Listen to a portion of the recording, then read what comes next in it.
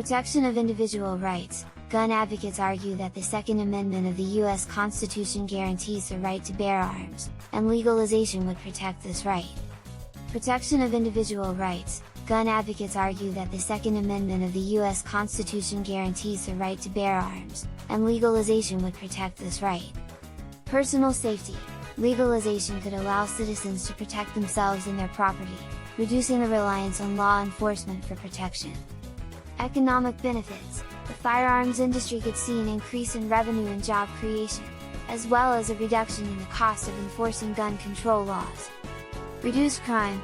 Some proponents argue that increased legal gun ownership would reduce crime, as criminals would be less likely to act if they believe their potential victims are armed. Improved accuracy of crime statistics. Gun legalization could lead to a more accurate reporting of firearms-related crimes, as more firearms would be owned legally. Advocates of gun legalization in the United States argue that the Second Amendment of the U.S. Constitution guarantees the right to bear arms, and that legalization would protect this right. The Second Amendment reads, "A well-regulated militia, being necessary to the security of a free state, the right of the people to keep and bear arms, shall not be infringed." Gun advocates argue that the right to bear arms is a fundamental right, just like the freedom of speech and religion, and that it should be protected. They believe that the government should not be able to restrict the rights of law-abiding citizens to own firearms for personal protection or recreation. In their view, the right to bear arms is not just about protection from external threats, such as crime or a foreign invasion, but also about protection from a potential tyrannical government.